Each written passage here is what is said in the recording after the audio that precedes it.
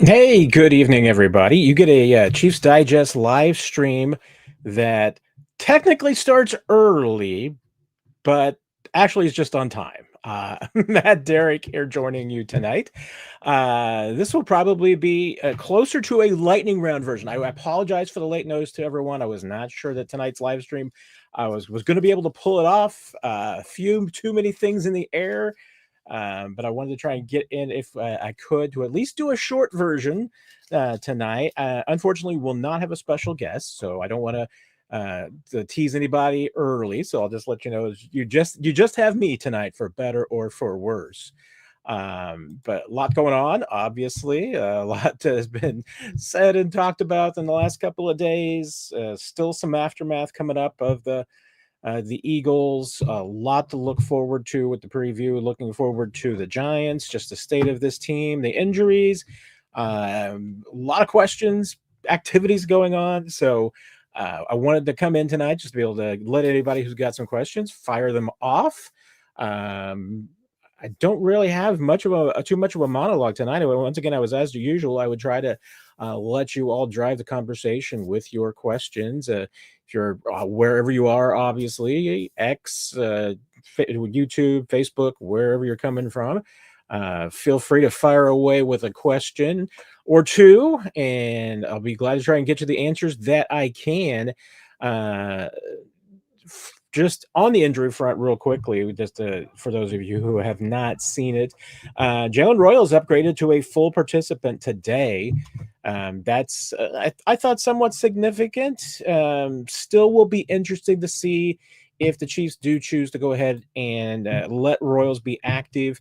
Remember, hasn't played since that second preseason game, correct? No, I guess he played a little bit against the Eagles. He came out against the Seahawks, so he came out of that one.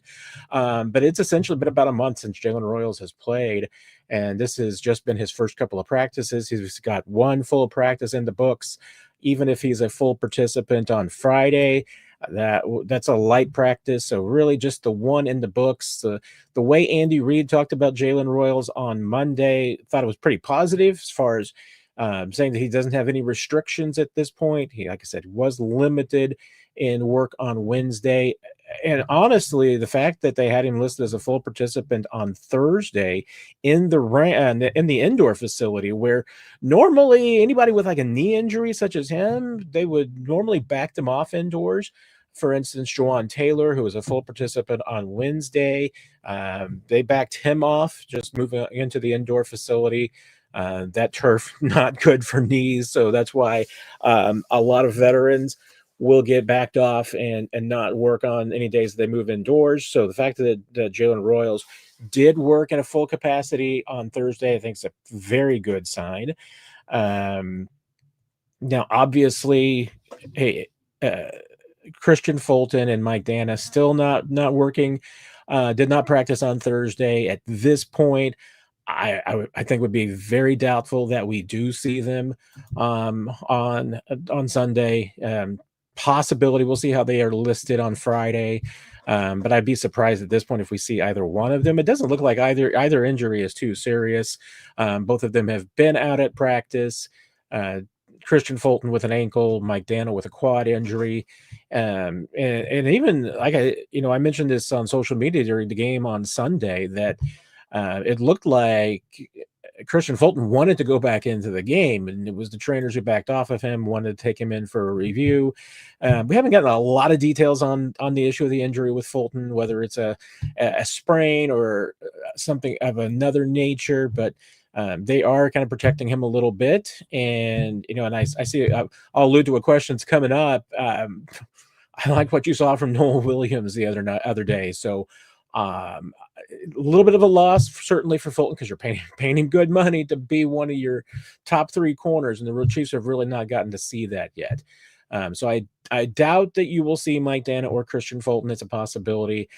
Jalen Royals, I think, is also kind of a toss up. I would be surprised if he played.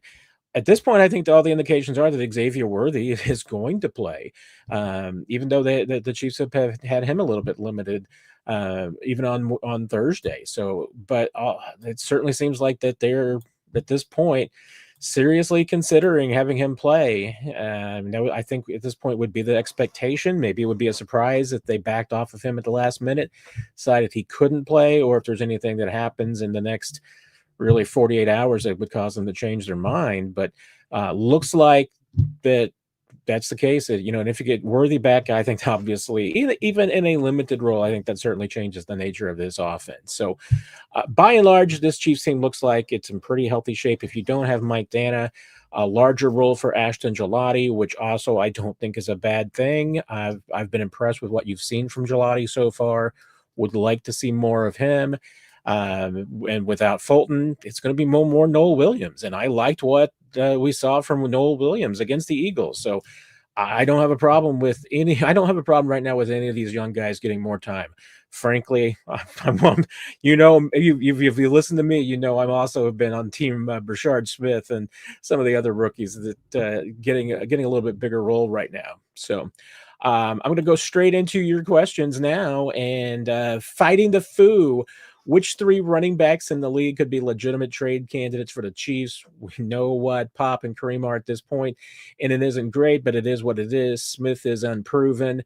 I hate to, and I'm gonna every time StreamYard goes through and updates their graphics package, it overwrites all of the settings.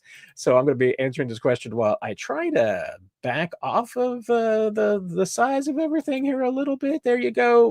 Where we go. So you can see things. And actually, I kind of like the size of the questions. I mean, to figure out how I can make the text bigger without making quite the graphic so big. But I think at this point it's really difficult to really identify the players who are going to be available or running backs that could be on the market, because at this point teams just they're not at that spot. They're not where anybody, even the 0-2 teams, are considering themselves at this point in the ballpark. I mean, teams are considering themselves in the mix. So I mean, I'm looking to teams that I think are going to be struggling, teams that are going to be having problems down the road. And, one of them is, I mean, obviously, I think the Dolphins are that team that everybody kind of thinks is probably going to be sellers first. The trade deadline, remember, is right after Halloween. So you're going up until I think it's November 5th is the trade deadline. So that's how long teams have got to decide whether or not that they're going to be in the market, whether they can withstand it until then before they go into sell mode. And I'll tell you what, I'm just pulling up the list right now. I mean, because the Dolphins, I'd take almost anybody. I mean, Devon A-Chain would be the standout from there, that if you could get him out of there. I think he's in the final year of his contract, if I'm not mistaken. Ollie Gordon would, I think, be a good choice too. I mean, he's a little bit further into the depth chart. Patriots and the Jets will probably be Breece Hall. I think would cost a lot of draft picks. So I know that's another name that's been popular, but I think that would be a costly acquisition. Patriots are probably going to move on from Ramondre Stevenson at some point, but I'm just not sure that I would consider that a top three possibility. That putting the ball in the ground has been an issue for Stevenson. So I'm not sure what will happen there. Hey, what's going to happen with the Bengals? Are they going to be able to stay in it? They're 2-0, so they're not in any danger right now.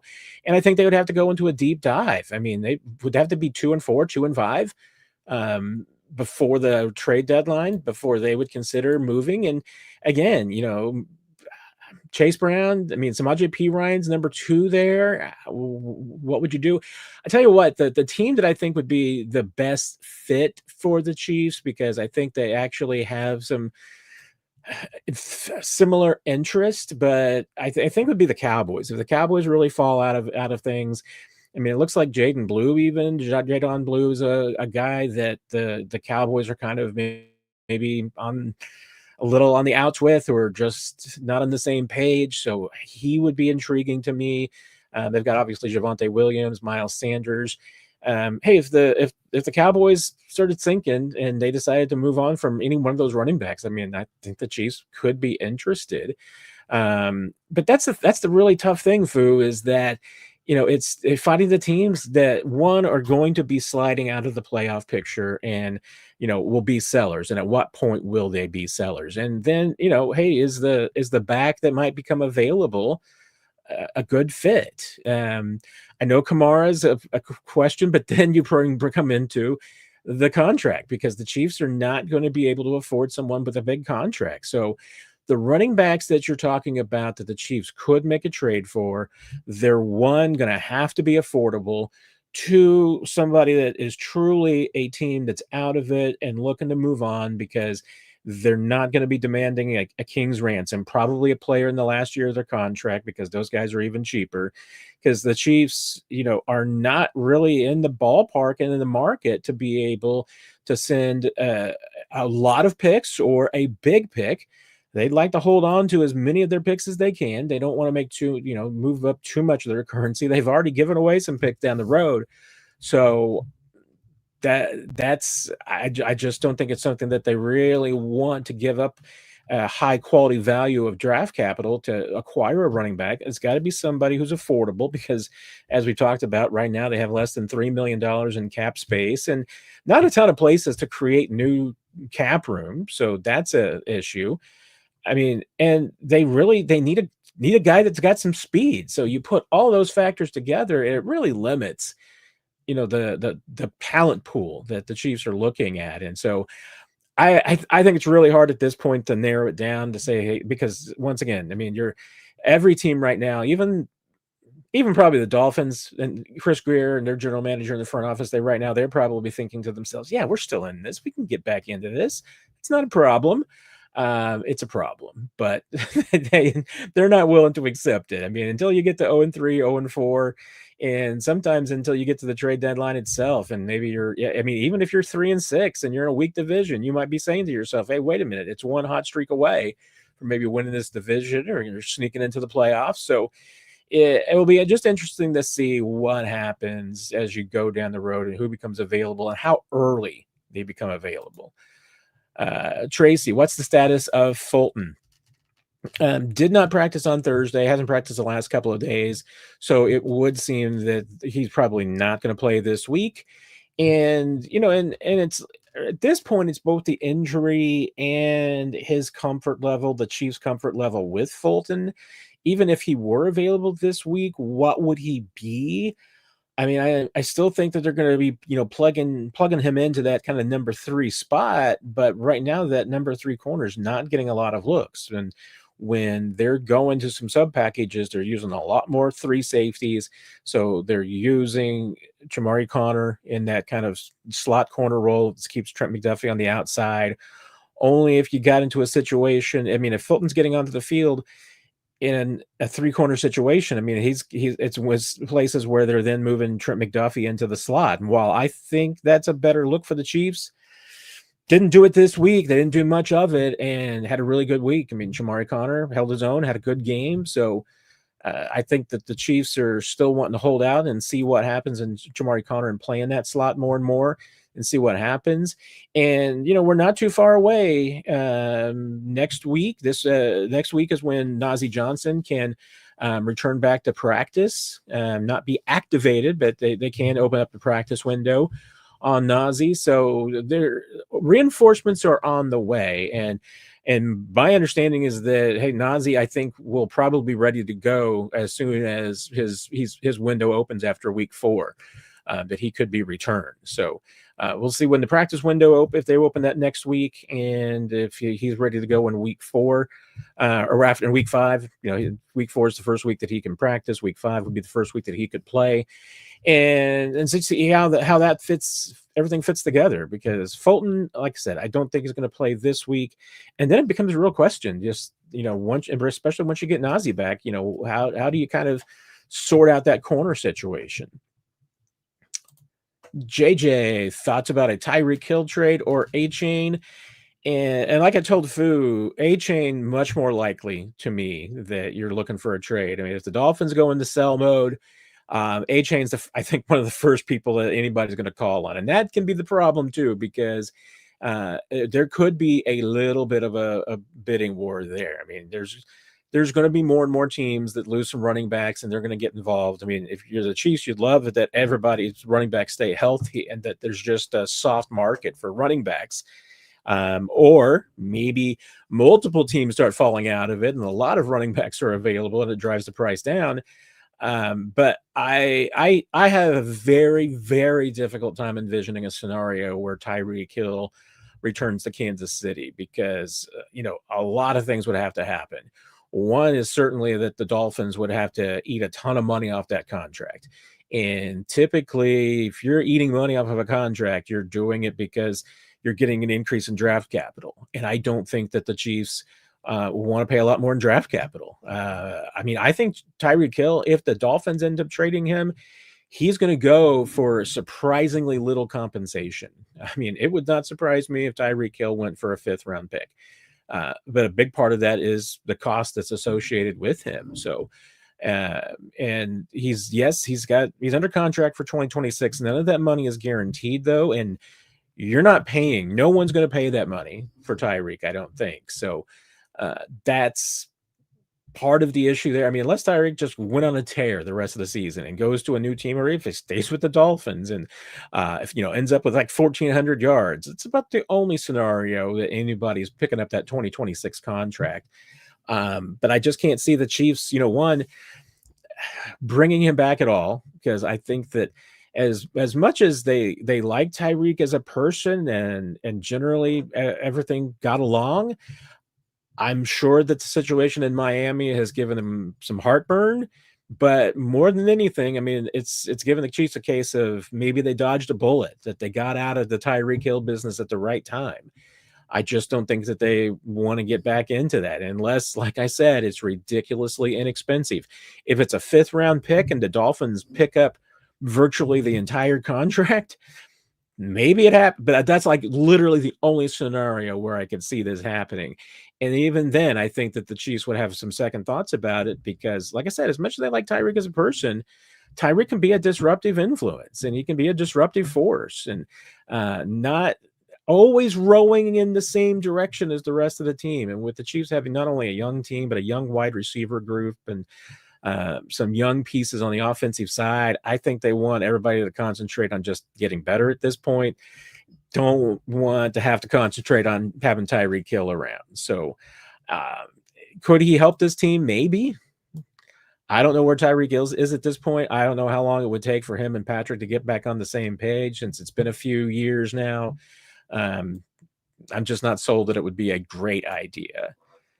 Fighting the Foo. Should the Chiefs crown Noel Williams as cornerback 3 at this point? I tell you what, I'm getting closer. I mean, now granted, it's really only been it's been 1 week. That's it. I mean, he didn't play any defense in week 1 against the Chargers, played a handful of snaps against the Eagles. So small sample size. During training camp, during the preseason, it was hit and miss. I mean, he is still a developing player. One of the only biggest reasons why I would be cautiously optimistic against him against the Giants is just because, one of his best plays against the Eagles was obviously down the field against Devontae Smith and knocking up that deep ball. That's going to be a big part of, defeating the Giants, just making sure that you're not giving up the deep ball to Russell Wilson and that he's not going to take advantage of the receivers and the big guys that he's got downfield.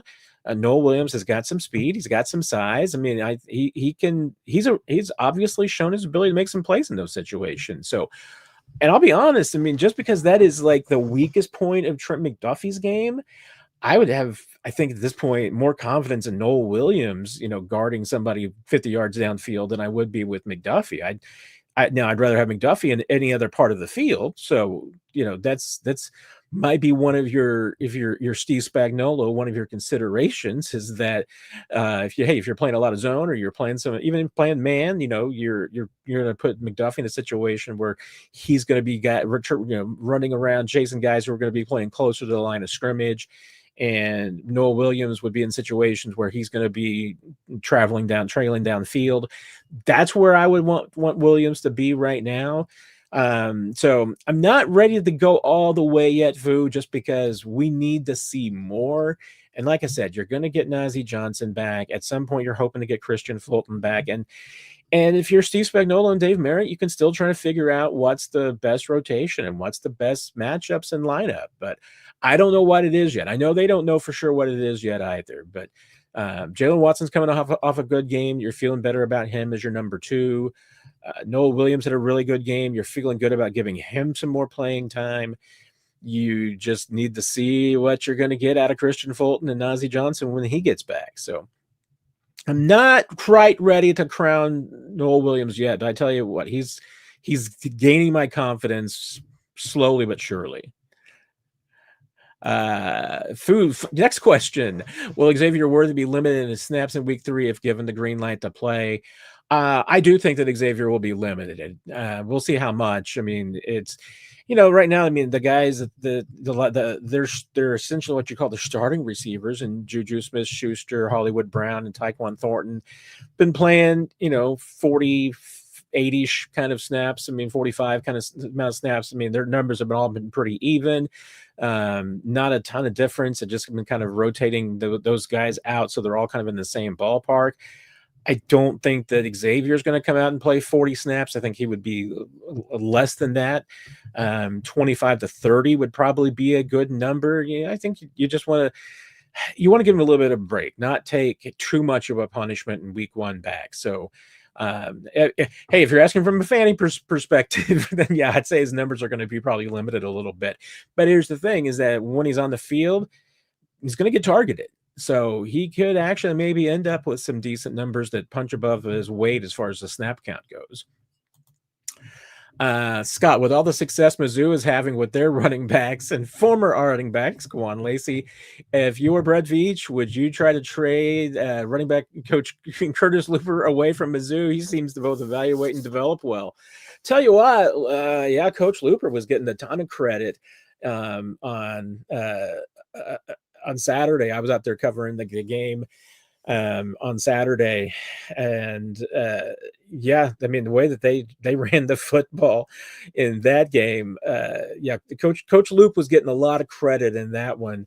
Ahmad Hardy obviously had a big day. He was a good running back coming in, so I mean he had big numbers last year at the Louisiana Monroe, Louisiana Lafayette. That's a hard team.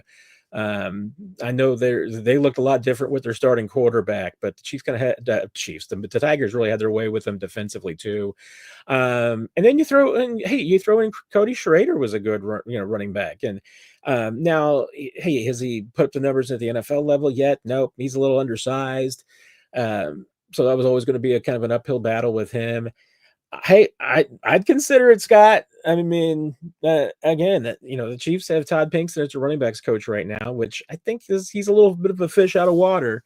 So I would look at other running backs, and hey, like I said, everybody was singing the praises of Coach Loop in Columbia on Saturday against Louisiana Lafayette. Combat Medic, Mahomes' wrist injury. Does that explain some of his accuracy issues last week, depending on when he injured it? It absolutely could, Combat Medic. But I tell you what, in that fourth quarter, even, on that scoring drive on the touchdown to Tyquan Thornton, he really only had one ball that, sailed on him that wasn't on target. And that was the first deep ball to Tyquan Thornton.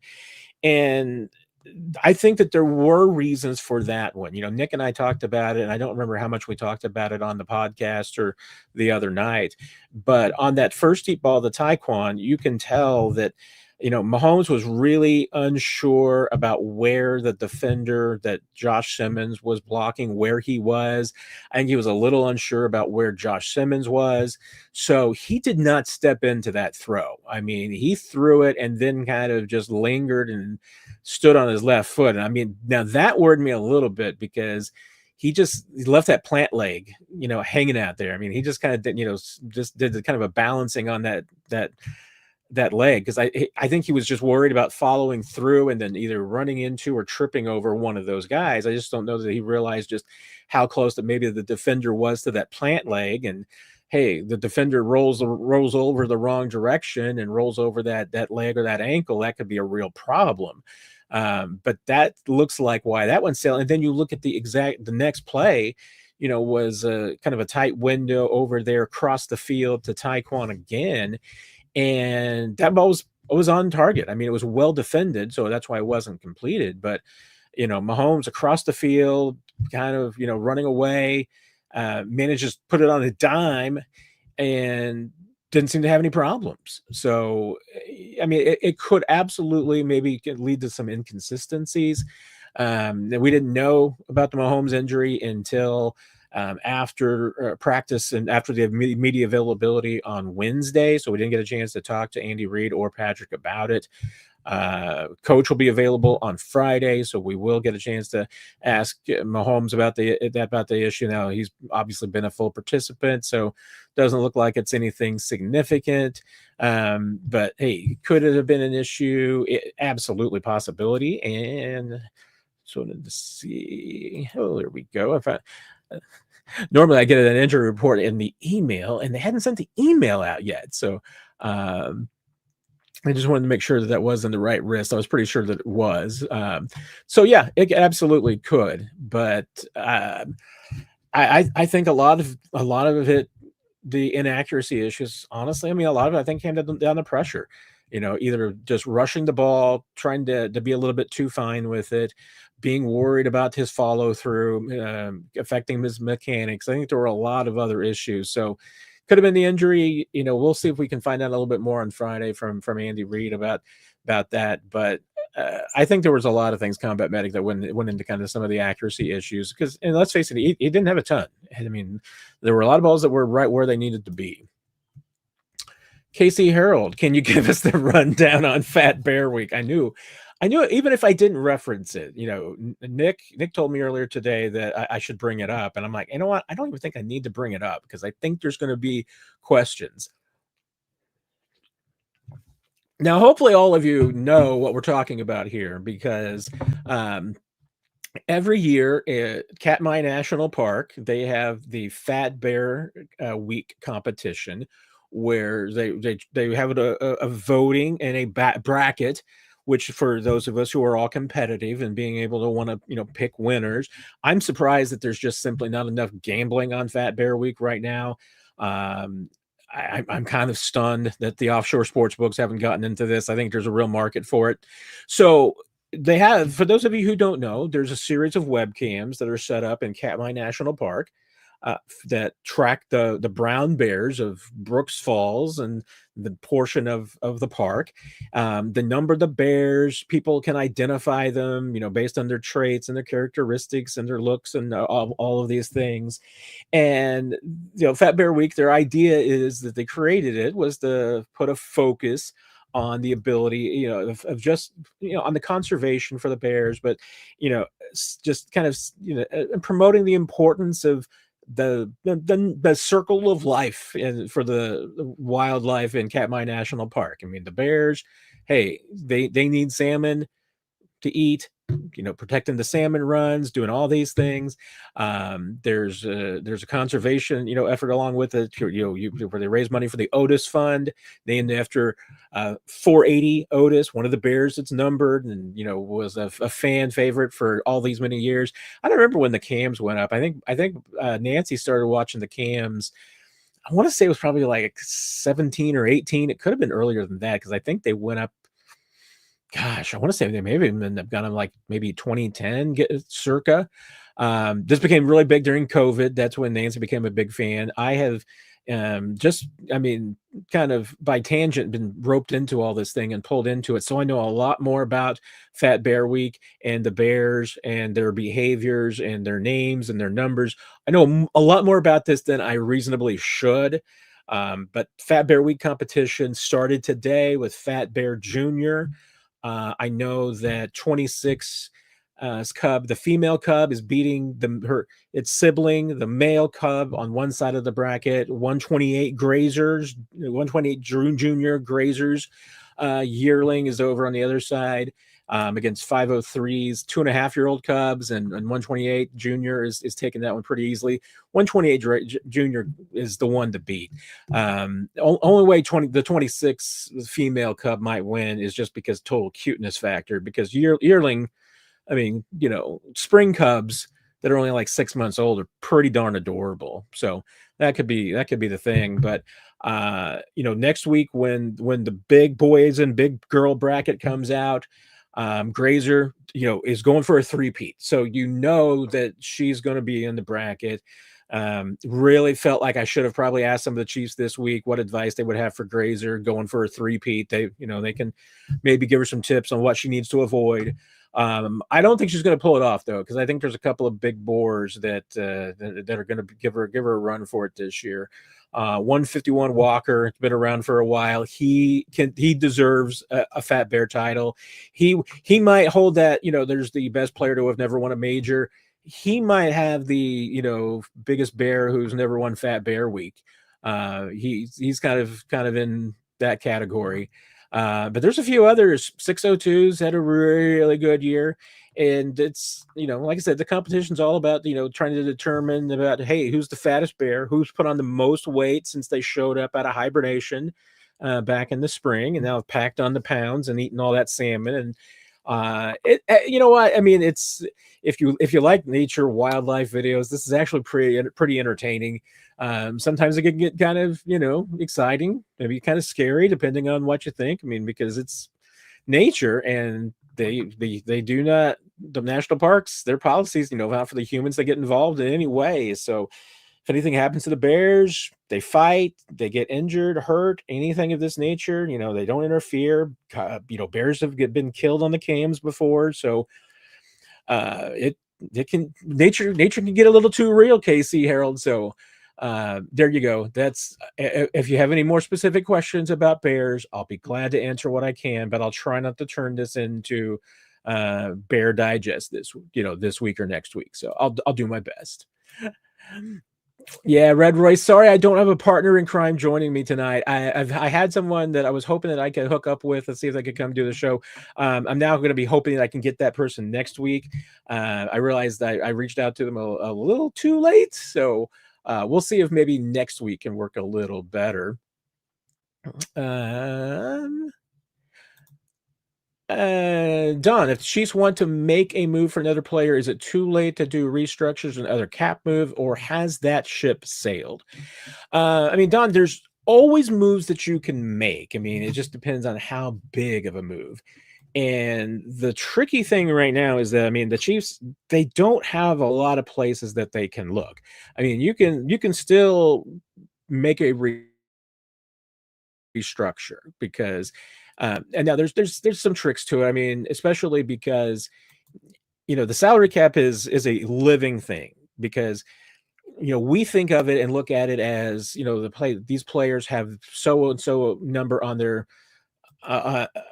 contract, and we look at like the numbers of whether you go to Spoke or over the cap, and you look at these things, but they go week by week. So for players, they hit the salary cap, and money goes into that on a weekly basis. So their game checks go against the cap, and once the game check is spent, it's kind of gone. So if you want to go like restructure a base salary for this year, if you wanted to restructure it, you can only restructure what's not been paid. So there's 2 weeks of contract already. So basically, a little less than 1/8 you can't restructure. You can restructure a little more than 7/8, but that's what's left. And there, roster bonuses are another big component of that. Like Patrick Mahomes, Chris Jones, all these players have some various roster bonuses that can be, and that's what Mahomes has one that can be converted almost yearly into a signing bonus that you can then prorate over the future to save some money. And that's what you essentially do with base salary. If a player's got, and I'm going to pull up somebody as an example, like Jawan Taylor has the highest base salary on the team right now, $19.5 million. You could convert any amount of that you wanted to into a signing bonus, prorate it out how many ever years you want to. You can move half of whatever you give them in a signing bonus, you can punt that into next year. You can do it over 3, 4, 5, up to 5 years. But then, you get the decision-making process. I mean, with Juwan Taylor, you've got the ability to walk away from his contract after the season. Do you want to continue pushing money from Juwan Taylor into future years? Probably not. Chris Jones has a base salary of 13.75. He could be a candidate where you could take that down to a minimum salary for a veteran. So I think for him it'd be like about 1.8 million. So roughly speaking, with the proration, he might have $10 million right now that you could still, squeeze out. So you could push some of that in the next year. I mean, if you did like a $10 million cap out on Chris Jones, you take $5 million that cap hit this next year and spread $5 million into next year. You could do it, and all of a sudden you have about $8 million in cap space. But it's, once again, it comes down to, if you're the Chiefs, are you comfortable with that? Do you want to do that? I think Harrison Butker's got a little bit of money, but not much. I mean, he's got a $3.8 million contract. But, if you're like, and two, think about this, like Trey Smith has the third highest base salary on the team, 10 million. You've already won. There's a little bit of an issue there with Trey Smith, in that you've already signed him and given him a contract. So there are some rules about that, about how quickly you can restructure a player after they signed a new contract. So his is a little bit more delicate. Creed Humphrey's next at 6.9 million. And again, I mean, now you're getting to a point where you don't have a ton of money to squeeze out of these contracts. I mean, you can squeeze $1 million or $2 million here and there, but not a ton of money. And so, I mean, the bulk of the money has already been kind of redistributed and moved around, for the big contracts. I don't remember if they did a restructure yet on Chris Jones. If they did, it would have been with a roster bonus. They did a restructure with Mahomes, and I think his base salary, I think, is already down to league minimum or close to it for this year. So he's done. I mean, you're not squeezing any more money out of Mahomes' contract. So the ship hasn't sailed on. It's just that you're not going to get a massive amount of money freed. You could do it in a couple of places. But again, it's going to create the question of, do you want to kick that cap money into the future, or do you just want to get it over with now? You're going to have some dead money on some contracts when Chris Jones is done, when Travis is going to, Travis has got his last year actually right now. So unless you rework Travis, and he's a player that you obviously could. Juwan Taylor, you could push some of that money around, but then again, do you want Juwan Taylor continuing to hit your books after he's gone? That just gets to be the tricky part. I know that the Chiefs would prefer not to have to do a lot more restructures. They could, if they needed it, and they felt like it's a player that they have to have. So that's the complicated answer, Don. I mean, no, the ship has not sailed. Are there a lot of moves that they can make? No. I mean, they're pretty limited in what they can do, and pretty limited about how much money they can free up. Kevin, are the coaches explaining to the defense that they need to get some turnovers? Zero is making it very hard to win. I mean, there is no doubt they talk about turnovers every single week. I have absolutely no doubt about that. And you know what? They missed they did miss one. I mean, Trent McDuffie had a ball kind of go off his fingertips. And that got into and kind of making me think, and reminded me on Sunday, I was having this conversation with a colleague. We've all been talking about, Trent McDuffie, and I mean, that's going to be one of the things that, if you're the Chiefs, you're considering and you're bringing up when you're talking about a contract extension for Trent McDuffie, because as good of a corner as he is, and the size with Trent McDuffie, I mean, 9 times out of 10 for things, it doesn't necessarily matter that much, because he is good. I mean, he's a smart player. He knows what he's doing. He knows his technique. He's got all of that down. He's quick enough to be able to keep up with receivers. But hey, if you're giving up 3 to 5 inches to some guys, I mean, defending balls like that jump ball, I think that was Devontae as well. That had the deep ball catch on the down the right sideline against McDuffie. I mean, one that's always been kind of a difficult play for McDuffie. I think he just sometimes doesn't get turned around quickly enough and find the ball quickly enough. But again, I mean, he's 5'10", 5'11", so that just makes it for a more difficult play. I mean, I love Trent McDuffie. I think he is without a doubt one of the best corners in the league, but he's not a turnover guy. And a big reason why he's not a turnover guy is that he's given up some length. And there was a tipped pass over on the sideline last week against the Eagles, went off his fingertips. You're just thinking to yourself, geez, if Trent McDuffie's 3 inches taller, that's an interception. That's going to be a conversation you have when it comes to extension time. But no, Kevin, I mean, they're teaching it every week, but how do you create turnovers? I mean, if you're in the secondary, obviously best way is to be able to get in front of footballs. They haven't been doing that. I mean, they've been playing. I think that the secondary's been playing really well. Just haven't been creating any turnovers in that sense. You got to punch the ball out. They work on that. I mean, that's something you see at training camp all the time. I mean, they're working on trying to punch the football out. Those things are, there's two parts of it. One is that it's random. You can be going for the punch out, and one, you can get the punch out and it's going to force the ball out. Two, you might get a punch on it and the guy holds on to it. Three, you might be going for the punch out and end up not making the tackle. That's happened before too. I mean, we've seen that. And one big way, obviously, to create turnovers is to hit the quarterback. That's another problem that this Chiefs team's had over the first couple of weeks, is that they just haven't been able to get to the quarterback fast enough to force the ball out. Honestly, I mean, that throw that McDuffie that was a chuck from Jalen Hurts. I mean, that was an interception opportunity, but didn't get it. You're the Chiefs. You didn't get the ball, so you got to take advantage of those opportunities. I mean, you've got to. There's a lot of ways to create a turnover. Almost all of them start with getting pressure on the quarterback. If you can penetrate the backfield and disrupt things, that helps a lot. Because if you're able to penetrate the backfield, then obviously you're affecting the run game. You're throwing the running backs off their balance. There's an opportunity to punch out a ball and get turnovers. You're hitting the quarterback. That's where a lot of your turnovers are going to be coming from, whether you force a strip and a fumble against a quarterback, or you simply affect the flight of the ball. The Chiefs just aren't affecting the quarterback enough right now. So yes, Kevin, I have zero doubt, just because I have seen this team work so much on turnovers over the years, that I know they're talking about it and stressing it.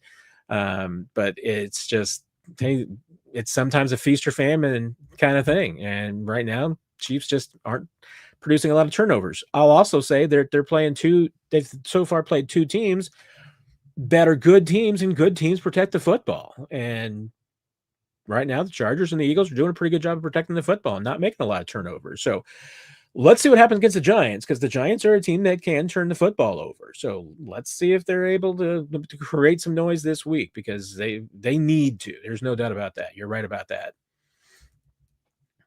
There you go. Yeah, Red Royce. I'm saying there's a chance. Yes. Oh yeah. I mean, I think Russell Wilson still throws one of the best deep balls in the league. I mean, you saw that against the Cowboys last week. I'm not sure that Russell Wilson's top 20 in anything else. I don't think he's top 20 in short passes or intermediate passes, but he's still top 5, maybe top 2 in throwing a good ball, maybe 1. I mean, he might be better than Mahomes at throwing a deep ball. So, and there's a couple other good deep ball quarterbacks, but nobody does it like Russell. He still has that arm. He's still got that touch. Yeah, I'm glad you hit an asterisk next to that fun fact there, Scott. Yeah, I don't know how fun it is, but no, the Chiefs have never won at the New York Giants. So in any of their stadiums, any of their incarnations, no matter where the Giants have played, Meadowlands or not, the Chiefs have never beaten them. So yeah, history could be made this week. Charlie, what are the personalities? I feel like I haven't seen guys having fun and showing their personalities for a long time. How do they get their mojo back? I mean, at least during the week, Charlie, I mean, I've seen the mojo there, and I think even today, I mean, I feel like that you could see it a little bit on the practice field. I mean, no, first of all, nobody likes working in the indoor, so that's a drawback in itself. But hey, in the locker room, you see guys relaxing. Yesterday, um, I was talking to a bunch of the defensive backs because it was Jalen Watson's birthday, and so I was back there talking about hey, if they were going to throw him a party or anything, or what his teammates did for his birthday, and then the other guys were listening and hanging in, and they're start talking about how well they didn't get Jalen a present because he didn't get them one for their birthday. I mean, it was all fun and games. I mean, they were all joking around. The basketball hoops back in there. So today a couple of the receivers were having a shooting contest. I mean, I think they're having as much fun as an 0-2 football team can. I mean, they're focused. I don't want to give that impression that they're not. But and even on the field, watching from the press box on Sunday, I mean, I think you saw a lot of spirit. I mean, I think you saw some celebrating, but you know, I I think what they really need, Charlie, is they need to get a lead and they need to put it away. And then you're gonna see that. I mean, I right now, I mean, there probably is a little bit of tension amongst this team that, they maybe don't want to at this point celebrate too much during a game, that you're seeing that on the field because they haven't had a lead. I mean, for the most part. I mean, they haven't been able to put anybody away. So I think, hey, if they're able to get out to a lead on the Giants this week, I think you're going to see this team start playing a little bit more free and easy, and that's what you really are talking about there. I think. I mean, you're looking for a team that is playing with a lot of confidence, that's feeling good about itself, and right now, I think they've been in too many close games, to start the season. They had to fight their way back against the Chargers. The game against the Eagles, even though they had a lead for a while, it was nip and tuck all the way. So they've never really had a chance to just kind of stretch their legs. I mean, if they can do that against the Giants this week, and this is a team that they actually should be able to, let's see what happens. KO368 saw a report that CEH had some work with the second team versus first team defense. Please tell me this is not the answer that they came up with. Well, I mean, yes, because and a second team is probably not the best way to explain it. It's going to be, I mean, the first team's taking on scout team this time of year. So when both teams are out there on the field, the first team is working on implementing their defense, what they're going to do, and they go up against the scout team that runs and emulates the opposing team, that emulates the opponent. So yeah, I mean, CEH is going to be scout team running back right now. I mean, that's what your backups do. Your backups and your practice squad guys are your scout team players. Last week, Gardner Minshew and Chris Oladokun split scout team duties at quarterback because those are the two guys that you use to get you ready. And Oladokun, whenever they're playing a quarterback that's got some mobility, Oladokun was always a scout team quarterback that week. For the most part, usually your number two quarterback is your scout team guy. But for the Chiefs, depending on the quarterback, they'll give more snaps to Oladokun that week if they want to be able to have a mobile quarterback back there. They've been doing that for a few years now. So yeah, I mean, let's face it. I mean, when the first team's going up against, in practice and they're working on game plans for the coming week, they're not going up against, Hollywood Juju and Tyquan Thornton. Actually, the Chiefs were so short they might have been going up against Tyquan Thornton. But they brought in Hal Presley last week because they were short on guys to put him on the practice squad because they just need more depth at receiver for scout team. Because their scout team receivers are probably last week Hal Presley, Jimmy Holiday, and probably Nico and Jason Brownlee probably put some snaps in on scout team too. So that's how it works. So yeah, I mean, right now CEH would be a pretty valuable. And I'll tell you what, I mean, guys with NFL experience that have some athleticism, they're important guys. I have had plenty of people tell me that one of their best scout team players that the Chiefs have had over maybe the last 5 years was Cornell Powell, that they love that dude on scout team because he always worked hard. He had good athleticism. He worked at it. He'd try his best to emulate the guy that he was playing that week, and that he gave the defenders some really good looks. So, hey, and uh, and I remember specifically talking to, like, George Karlaftis. I don't think it was last year. It was when the last time they played the Rams, and the Rams had a backup quarterback that they were playing, and Karlaftis had a sack, and he was like, it was specifically he had it because that week during practice, the scout team ran that exact play, and Karlaftis saw it and knew what was going to happen. Makes the play. I mean, that's what your scout team is supposed to do. So, guy like CEH can help you out, Clyde. Clyde's, like I said, he can be a pretty valuable piece to have around for a scout team. Red Royce, is EB working someplace? Yeah, if I'm not mistaken, he is running backs coach in Chicago. I don't know if anybody else threw that in there. Maybe somebody already answered it, but yeah, he's running backs coach in Chicago. Little bit of a Kansas City reunion there with Ryan Poles, general manager, and Ted Cruz is kind of running the business side of things and running a big portion of the organization. So, there you go. KL368 popped up the answer. Yep. So EB is working. Fighting the Foo. Can we bring back Mike Kafka from New Jersey with the Chiefs? I think Kafka's departure had a bigger impact on Mahomes' play and on the organization than Eric Bieniemy's departure. Could have. I mean, Mike Kafka is a good coach, and the Chiefs were fortunate to have somebody, I think, of his caliber as a quarterbacks coach. He's offensive coordinator now, so don't really have a place for him though, fighting the Foo. So I get what you're saying and everything, but again, here's the thing. I mean, and you make a good point here, in which I think that this is one thing that gets lost sometimes a little bit with talking about the Chiefs offense. Is that, I mean, let's face it, and this is the thing that a lot of times people don't either get or don't want to acknowledge. The final word on everything in this offense rests with Andy Reid. The second most influential voice on game planning and what the Chiefs are going to do on game day belongs to Patrick Mahomes. The Chiefs aren't going to run anything, for the most part, that Patrick doesn't want to run. Andy might overrule him sometimes. That's going to be the only thing. But, when they've got their meetings to put together the game plan and decide what's working and what they feel most comfortable with, if Mahomes says in that meeting on Fridays, no, I don't like this, let's throw it out of there. I mean, unless Andy Reid says, nope, we're keeping it in, it's coming out of there. You get the third before you get to the offensive coordinator and Matt Nagy as having an impact in there. But here's the thing, is that, Andy Reid doesn't come up with the game plan by himself. He is a collaborative coach.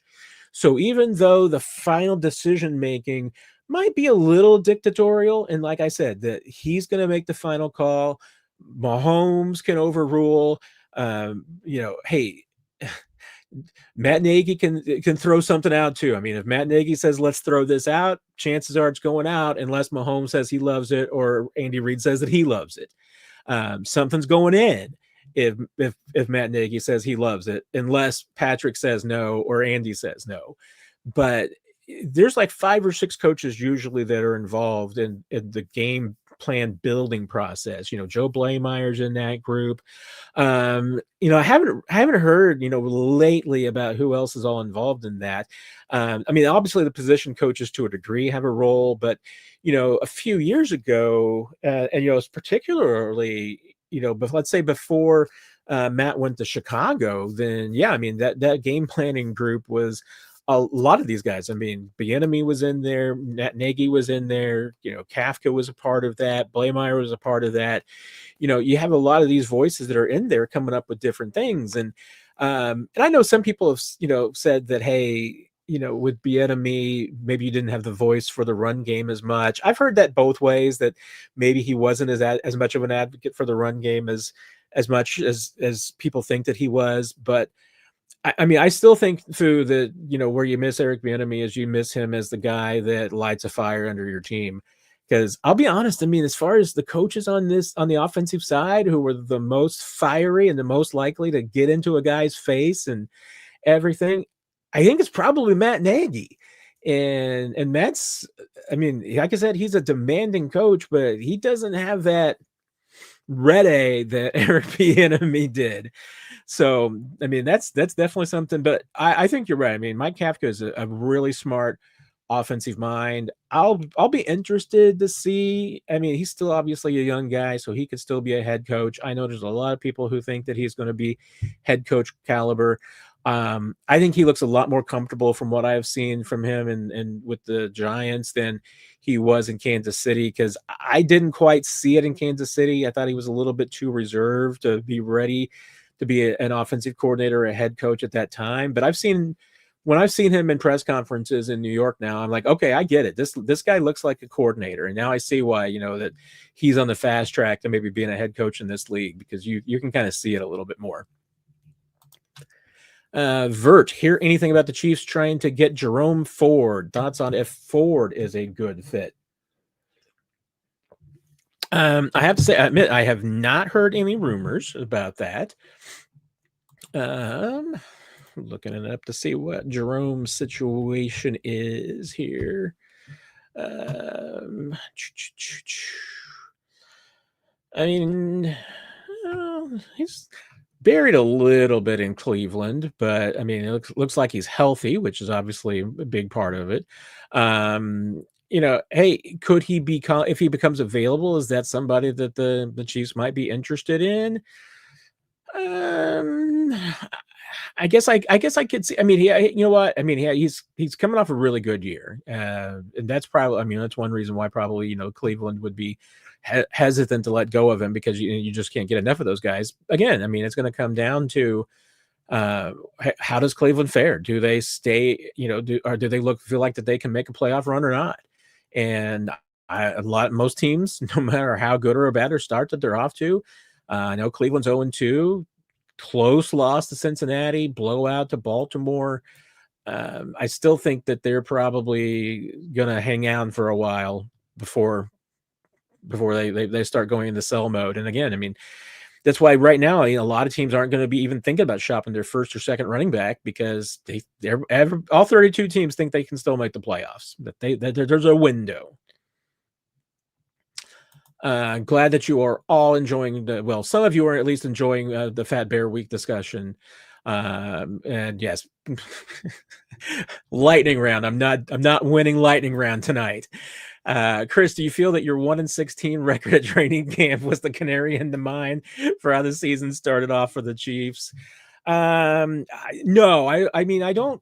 I mean, if anything, you would think that, hey, if I only beat the first player on the field once at training camp, you'd feel pretty good that your team's like showing up early. Now, okay, I lost to the kicker every single day. So maybe that's a little bit of an asterisk. I might have to have a Harrison Butker rule next year. Because if Harrison's in this same training regimen and I'm not showing up at 7:55 every single day to beat Harrison Butker. So I may, like I said, I may have to adopt a Harrison Butker rule next year. But no, I don't think so. I mean, I'd like to think that if anything, it should have been a barometer for how much this team was ready to take it forward, Chris. I mean, and unless they're just, Harrison's all exhausted from being up that early in training camp, I don't know. Charlie, I appreciate you wishing Grazer a healthy season. Seen attrition derail a three-peat before, and hey, she was the first mom last year with, she had 2 cubs last year until she unfortunately lost one of them. She had a cub that was killed by another bear.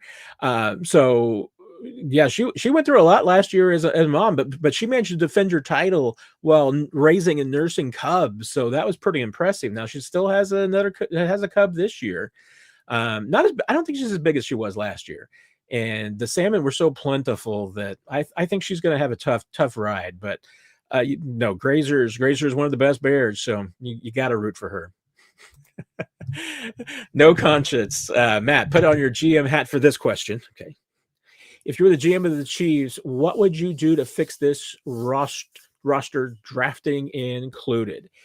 Interesting question, because I mean that's one of the things that my colleagues in the media workroom have been actually been discussing a little bit this week, and one of them has been the premise: hey, if you're the Chiefs, would you be okay missing the playoffs this year if it means that you get a decent draft position? Now, I still don't think this team's missing the playoffs. I think they're going to win. I mean, I still think that 12 wins is possible. I mean, unless they lose against the Giants, in which case you're just going to rethink everything that you think about this team. But I still think that they're going to win double-digit games. They're just too good. Their quarterback's too good. They're going to get more people back than they are probably going to lose this year. And again, how many teams, after losing their top two wide receivers for the first two games, essentially, would lose those two games by a combined 9 points to two playoff teams, and including the defending world champions by 3 points? I mean, there's a lot of things that you could look at the start and say that this 0-2 start's not the same as other 0-2 starts that other teams have. So what do you need to fix this roster? I mean, I'm still on team need a speed running back. And even though I want to see Brashard Smith get that opportunity, I mean, it's you need someone who's probably not a 7th round draft pick. I mean, you probably need a running back on this team that's at least a day 2 running back. I mean, I get it. The numbers would say do not take a running back in round 1. And the last time that the Chiefs took a running back in round 1, it did not work for them. And that's probably another thing that the Chiefs have to change with their draft philosophy a little bit, because they have had 2 first-round picks that didn't work out for them to this point. And I still don't know. I'll be honest. I still don't know how you fix 2023. Uh, I mean, the Chiefs were holding. If the Chiefs were not holding the draft in Kansas City, I don't think there's any way that they take a first-round pick. I think that, I mean, everything was set up for them to move out of that pick. So I think they would have loved to have moved out of that pick. Circumstances just dictated that they didn't do it. I mean, nobody in that organization wanted to send all those people home without a draft pick, ownership included. So I think they just ended up in a really tough spot. And would they have preferred to trade back, pick up more assets? They might still have taken Felix Anudike-Uzomah. I mean, wasn't that they didn't like him, but I still first personally believe that Felix Anudike-Uzomah taken in the second round is probably a little bit different player than in the first round. That just puts a lot of pressure on a player, and probably too much pressure on a player like Felix. And then you go back to Clyde, and then kind of the same thing. I mean, again, the Chiefs didn't really want to pick in that position. They would have preferred to trade out of it. And their philosophy at that point was best available player, but they also, since that they weren't enamored with any one specific player at that point, it was, hey, what do we think is the best piece that we could get for Andy Reid? And so that's how you end up with Clyde. I mean, you probably have to change the draft philosophy a little bit when you're in those spots again. And obviously, thankfully, one thing's for sure is you're not going to have the draft in Kansas City anytime again soon. So you're not going to have to worry about that problem. But those are just those 2 spots where they ended up in really bad draft positions and didn't get the player that they wanted. So, like I said, I don't think this team's going to end up winning 5 or 6 games and get a really good draft pick, whether it's like first top 10, top 12. I mean, if you miss the playoffs, 15, I guess, is starting to, be a reasonable place where you could be. And in that spot, yeah, I mean, you're going to get a lot better player than you're getting at 30, 31, or 32. You can get a high-end defensive tackle, a high-end edge rusher, a 6'2" guy that's just like Trent McDuffie. You can get one of those spots. Maybe you don't have an immediate need now that you got Josh Simmons. But you could get a bookend tackle. I mean, there's a lot of things that you could do with that spot. You could trade down and get even more assets, and you need those. So, I mean, there's a few different things that I think you can do, Conscience. I mean, like I said, I think that an elite running back changes so much on this offense. And yes, I mean, injuries are going to happen, tough things. But again, you go back to, I mean, Kareem Hunt was an elite running back his first year and a half in the league. And that year and a half that he was with this team and that half season that he spent with Patrick Mahomes, this offense was on another planet. So it just goes to show you that if you have an elite running back, if you've got one of those half dozen unicorns in the league, you can do amazing things. So I would try to find a way, any way possible, to just get an elite running back. I mean, even if you had to pay a little, and I know some people will tell you that's just not smart money. It's not smart money when you're building around the running back. But if you're paying for an elite running back to help out your Hall of Fame quarterback, I I think it's a little bit of a different scenario. So no, you don't want to build an offense around a running back in 2025, but you do want to help out your elite quarterback in 2025. Um, I think they've done a good job of giving Patrick Mahomes resources at receiver, so I don't think that's an issue. They've put things into the draft, at offensive line. Now I think that obviously they need to do a better job developing their offensive linemen, so that would be a factor I would consider as well. And defensively, I mean, they need to invest higher draft picks in the defensive line. I mean, they showed that this year with getting, in the second and third rounds, Omar Norman Lott and Ashton Gelati. But it's been a while since they've invested. I think really before the last time, that they invested a draft pick in defensive front four. And you got to go back to like Braylon Speaks and Derrick Nottie. I mean, it's just you need more investment than that. So, I mean, I mean, this isn't a terrible roster, no conscience. I don't think that this is a terrible team. I mean, I think, and like I said, I think they're gonna, if they get this offense back to cooking a little bit, you're gonna feel a lot better about this team and not feel like it has as many holes. But they got to start winning. I just, and if they filled some of the holes I was just talking about, they might be good enough to overlook some of the flaws. That might be the tough thing right now is that they're so top heavy as a team that I'm not sure that they're completely able to just gloss over some of the holes on the roster the way that they used to be able to. But they're still an elite team. So I don't know. I think we're just in a really weird discussion spot with this team because I think obviously there's still so much that they can and will do going forward. And I don't think 0-2 is the end of the season on this team. And if they went, I don't think they're going to go 15-2. That's unrealistic. But like I said, 12-5 was my floor with this team. It's still kind of what I think is a reasonable record for this team. Mitchell, if the Chiefs start Worthy, does it seem like a desperation move? There's no way he's physically ready. If it depends on how much he plays, Mitchell. If he plays, like I said, 40 to 50 snaps, then I'm going to feel like it's a desperation move. If they just use him sparingly and they use him in specific spots to kind of try and open things up a little bit, I think that's reasonable. I mean, I think there's just a great possibility though that he plays like 30 snaps and gets 10 targets. I mean, that's not necessarily a bad idea, but I do think as you're the Chiefs, you do want to make sure that you're not exposing him to too much, pressure. You're not exposing him to too many hits.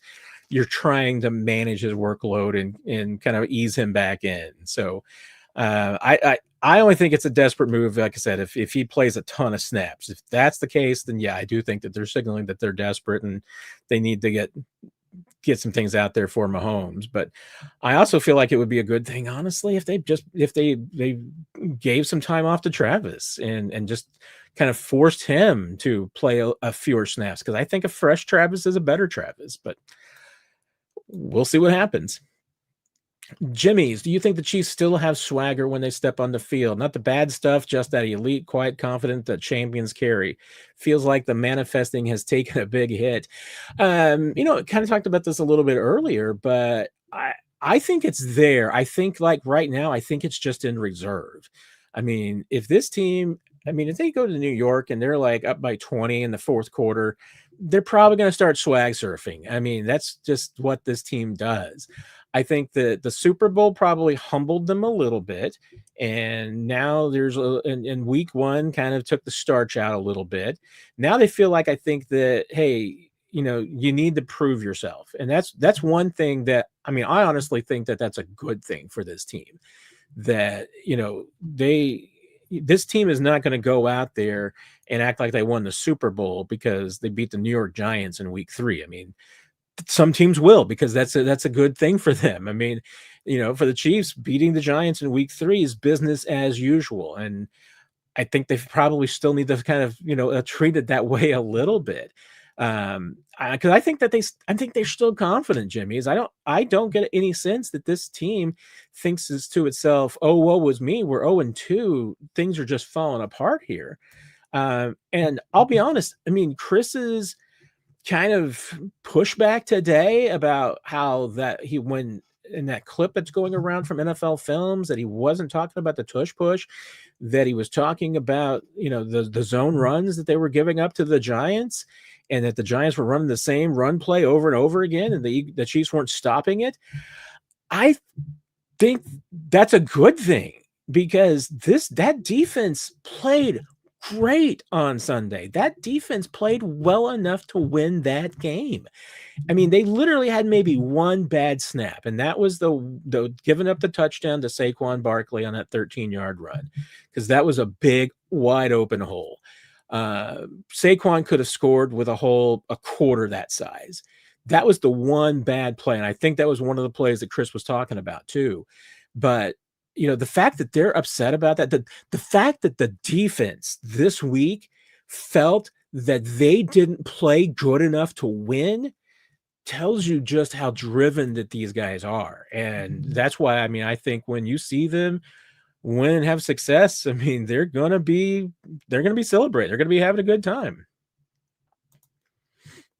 No conscience. What do you enjoy the most and enjoy the least about being a reporter? Dang. And that answer, honestly, no conscience, it might change on a daily basis. But you're asking me today. So I'll tell you, what do I enjoy most about it? It's the people. I mean, not only just the people that I work with, my fellow reporters, some of them are among my best friends.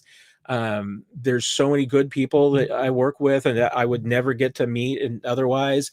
Before I got back into this business as a sports journalist and was just a fan back in the day, and even when I was an aspiring sports journalist, I mean, when I was in college, I was reading Adam Teicher. Vahe Gregorian was over at the St. Louis Post-Dispatch covering Mizzou. I loved his work. Blair Kirchhoff, I've been reading him for 35, 40 years, so being around these people, it's just, I mean, absolute highlight of my career. They're just incredible people. I always joke about, they say don't meet your heroes.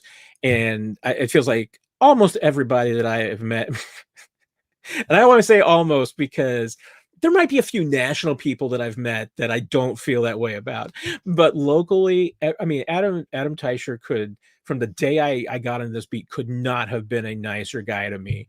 Vahe Gregorian and Blair Kirchhoff are simply just two of the most awesome people in the world. I met Nick Jacobs back actually starting in my PR days. I knew him back when I was working in public relations. But he's obviously one of my colleagues. You see, we work together, but he's a dear friend of mine. Herbie Tiopi, Dave Scratto at the Associated Press, all the beat writers, Jesse Newell, Sam McDowell, all the reporters, writers, Nate Taylor. I mean, all great people. I have so much fun with all of them. It's great to just hang out with them. I'd like to think that I was be friends with them, if we were all working at a button factory. They're just all really good people. And, and I get to meet other people that, hey, I would never get to meet too. I mean, all the people that folks here in radio and television in Kansas City, I've met so many wonderful people at 810 that treat me incredibly. Everybody at KSHB 41, even at competitors, first person that used to have me on any of their radio shows was Cody Tapp, who's now over at 96.5, The Fan, and Cody is one of my dearest friends. So it seems like that I've met a lot of people that just love and respect, and that goes into the organization too. Covering this team that what wins and the people that are in it is great, and they have had a lot of fun players who are really respectful, really truly nice people. I don't want to single anybody out or put anybody into a comfortable spot, so I won't do that. But and hey, you still have to cover everybody fairly. And there's been times that, hey, I've had to ask people that I like, really tough questions, but it's just what you got to do.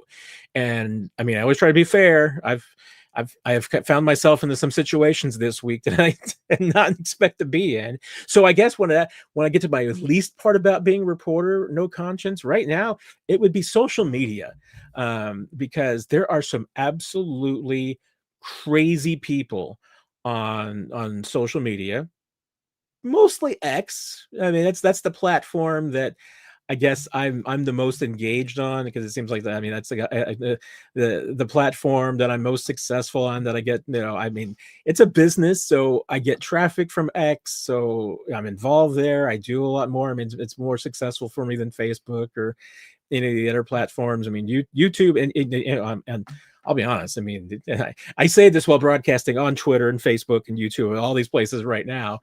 The YouTube audience, I feel, is one of the best and most engaging. I mean, occasionally there's somebody that says something that just ruins your day. But by and large, for the most part, it's a very supportive, understanding community that's inquisitive and smart. And I'm not just saying that to kiss up to all of you. I sincerely mean it. I love the community engagement that can get built over here, and I think we have built. I never thought that would happen when I started this thing out. I mean, I was terrified. I've talked about this many times. I was terrified about doing things on YouTube because I'm an introvert. I have varying degrees of social anxiety, so I wasn't entirely sure that this was going to be great for my psyche, but it really has. I mean, the YouTube experience has been, because there are been so many great and supportive people. I love the conversations that all of you have. I mean, this fits into, I know now I'm describing once again things I like most about this job. But the worst, you know what? And it just took one conversation, because apparently a handful of people who are crazy about Taylor and Travis just got really mad at me for what I think is pretty much no reason whatsoever. But once I muted a couple of threads and just didn't look at the comments anymore, I was able to move on and have a better day. So that's the worst part of being a reporter, is that sometimes X exists, and certainly some of the commenters. And don't get me wrong, it is not indicative of everybody, because 99%, I'm sure, of the people on X are fine people, at least 98%. But man, that 1% can just ruin your day sometimes. Mitchell, the running back room is maddening. When will they play Smith more? Matt Nagy got asked about it today, about both kind of freeing him and Robert Tonyan, and I've joked all week. I mean, if I was the Chiefs right now, I wouldn't be wearing the free 4 t-shirts. I'd be wearing free 24. I want to see Brashard Smith.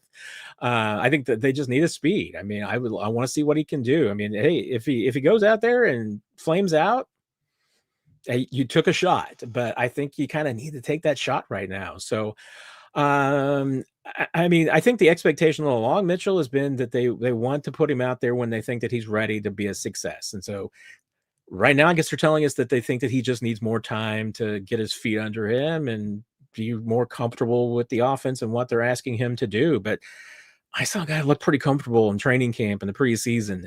So, and it looks like his hand is completely healed. So I want to see him out there. So I'm with you.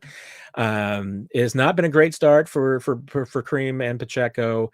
I don't know how close that they are to maybe considering Elijah Mitchell or a bigger role for Brashard. But I think they need to do it. I'm with you. I think it just needs to happen. Justin, thoughts on the passing game so far? I mean, there's problems just There's problems everywhere right now, Justin. I mean, I think things are a lot better with Mahomes' trust in the offensive line. I think in the performance of the offensive line, it's not 100% yet. The line needs to play better, and I think obviously you're hoping with so many young guys that they're going to continue to get better. Thought they were better in week 2 than they were in week 1. So if you continue to see improvement like that, you're going to be in a good spot. If Mahomes can develop and build more trust with that offensive line, then you're going to see him getting more comfortable.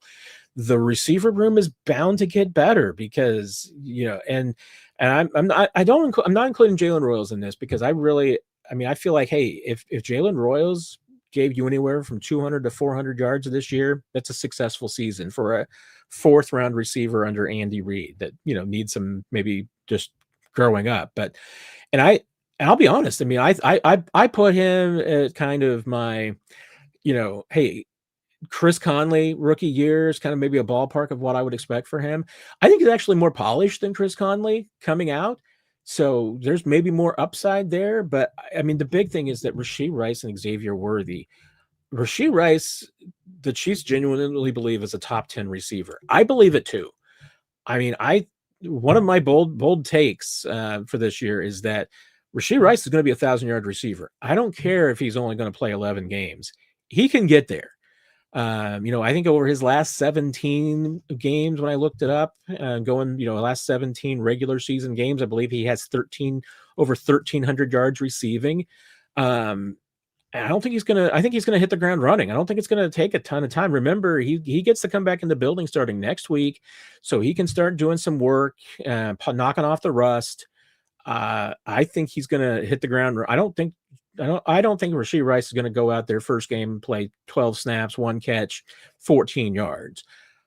I think Rashee Rice is going to go out there and he's going to be wanting to just run over people. My second hot take about Rashee Rice is I think he's going to have 100-yard receiving in his first game back. I mean, that's just how good and competitive that I think that kid is. So you get those guys back, Justin, and this receiver group is going to look completely different than it does right now. Mitchell, how many teams do you think have worse running backs than the Chiefs? Name them, please, because it'll be a short list. Man, you guys are all just bagging on the Chiefs run game. I mean, I understand it because the numbers are bad right now, but I guess I'm maybe I'm a little just soft-hearted on everybody right now. I mean, I don't think it's that bad of a situation. But going through, let's see. I'll entertain the thought for a moment. And I'll tell you what. I mean, here's the other thing is that everybody, is talking about how, hey, the Chiefs should have taken a running back earlier, and where would they be with, some of these young rookie running backs from this year? So far, this year's rookie running back class has just been terrible. I'm sure they're all going to get better, but it's not a great group right now. Let's see. I would not be excited. I mean, if you changed, I mean, let's put it this way. I would not trade the Chiefs running back room. I would not trade it for the Titans. Be honest, I'm not sure I'd trade it for the Chargers either. I mean, I think that's might be. There's a couple of people in the Raiders backfield I might enjoy having. And I know John Gente is going to be most likely going to be a good player, just isn't there yet. I mean, Denver, Dobbins is going to get hurt, and then you're going to have RJ Harvey, who's just not been great so far, although they have Tyler Beatty. So Tyler Beatty's, of course, because he went to Mizzou, is awesome. I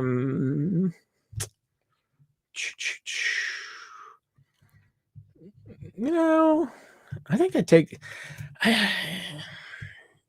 Washington's an interesting one just because, I mean, they don't have a ton of depth there. And that's the thing. A lot of teams just, don't necessarily have a ton of depth. I mean, the Lions, you'd love to have that backfield. Not sure I'd want to have the Bears backfield either. It's DeAndre Swift, and it gets iffy in a hurry. Vikings kind of gets iffy in a hurry too. I think There's a handful. There's a handful. I think there's probably 6 or 7. I mean, I would put it this way, I don't think the Chiefs have the worst backfield in the league. So there you go. There's my I might be a little rosy on that, Mitchell, but there's my another hot take for the day for you. I guess if it's a hot take if I'm saying that the Chiefs have like the 24th best running back group, and maybe they're better than that. Maybe we just don't know because we haven't seen Brashard Smith, we haven't seen Elijah Mitchell. Maybe they've got something in those two guys that we just haven't seen yet. So let's see what happens. Greg, your thoughts on using Brashard Smith on downfield passes? I'm glad I may have brought this up the other night as well, but there was one particular play that the Chiefs went 5 wide and had Isaiah Pacheco lined up on the outside on the boundary, and I was just like, oh.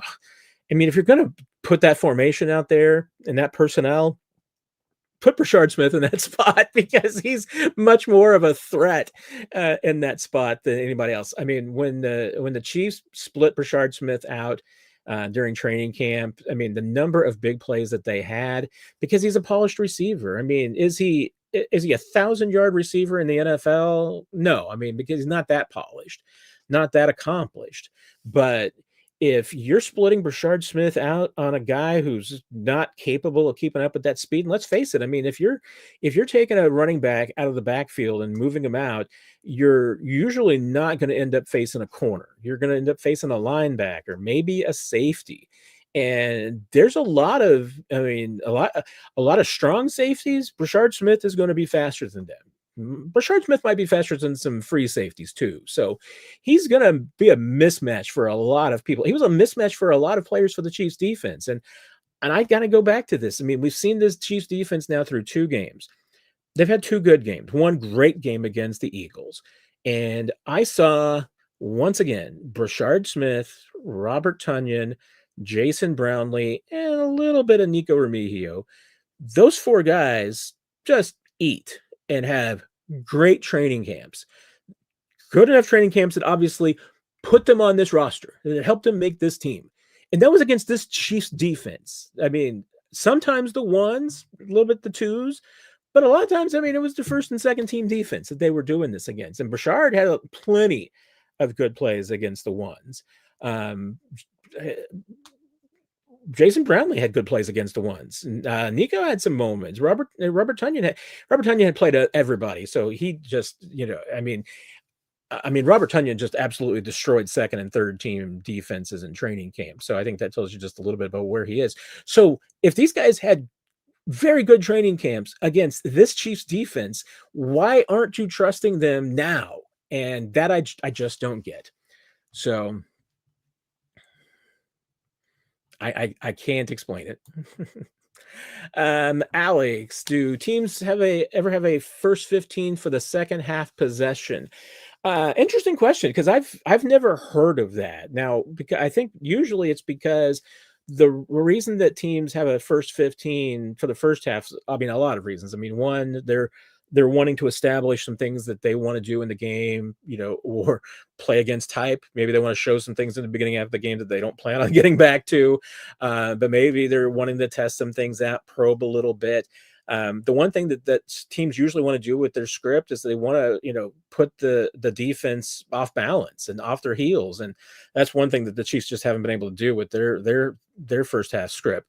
But it's also because usually in the first, 15 plays, and I always want to point this out whenever we're talking about a script, you're usually just talking about first and second downs in normal situations, because even second and long can be a different part of the play sheet, but all third down plays come off a different part of this play sheet than the script or the general plays.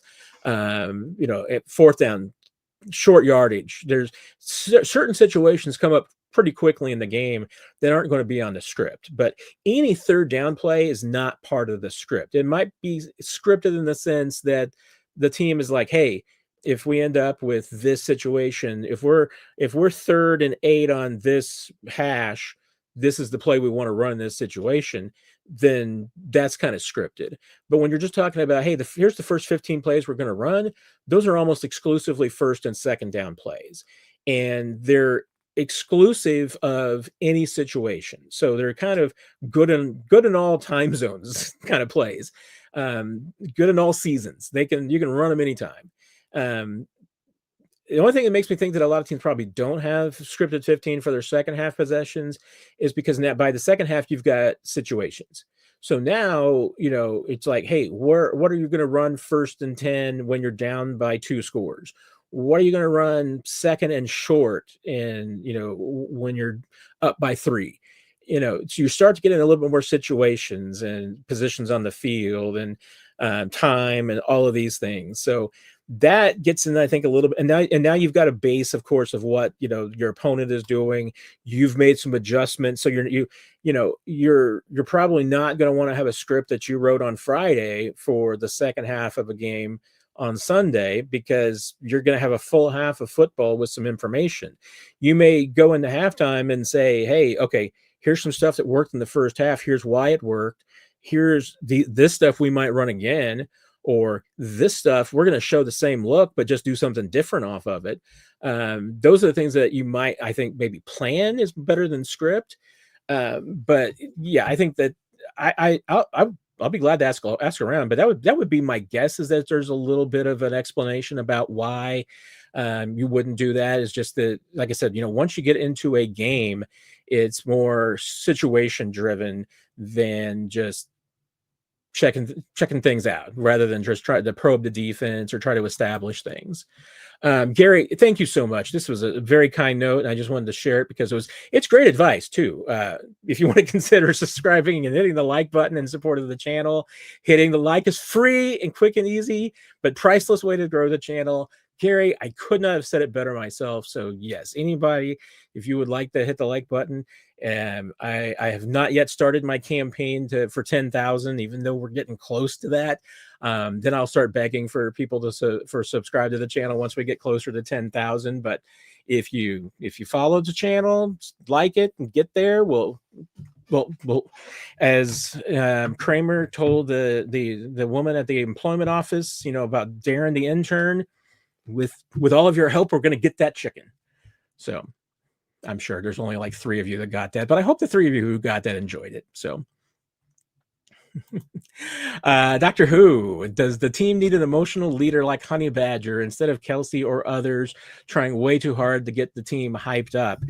I mean, here's the thing. I mean, people lead in different ways, and Tyron, what's really interesting to me is that, Tyron and Justin Reed were both really good leaders for this defense, and both of them led in different ways. I mean, Honey Badger, you're right. I mean, he was a rah guy, emotional guy, that would really get fired up on the field.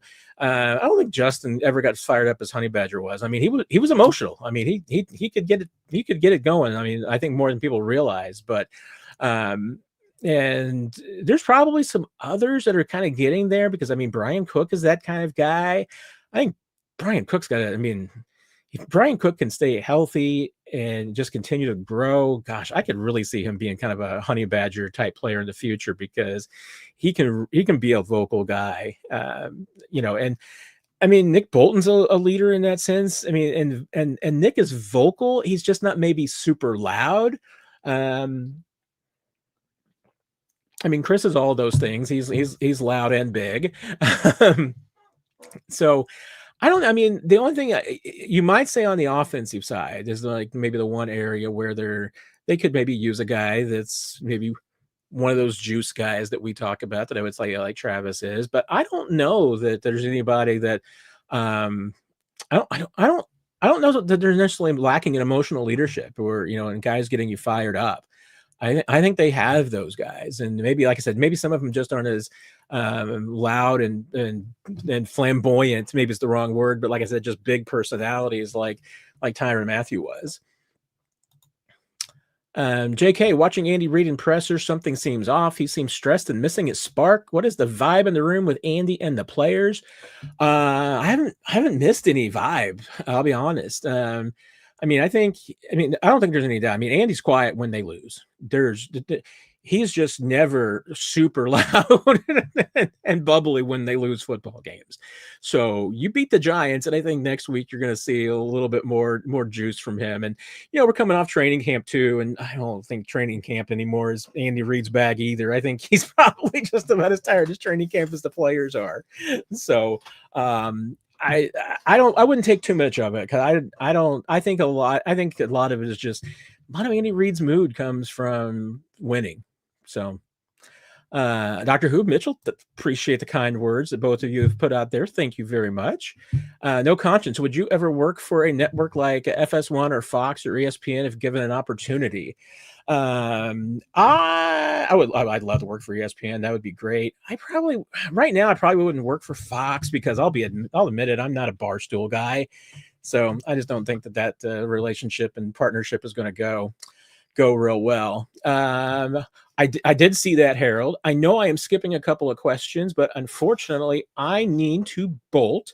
We went a little bit further than I was expecting, because I keep losing at lightning round, but I will promise you I'm going to go through the questions that I didn't get a chance to answer, and answer them in the comments on this video. So everybody, hope you have enjoyed the show. If you've got questions that didn't get answered, make sure to put them in the comments on this video, and I will definitely answer them, but I'm going to be going through all the ones that were in the stream that I didn't get around to. So everybody have a great night, and we will see you on 41 is the Mic this weekend, Monday morning after Sunday Night Football against the Giants. Take care, everybody.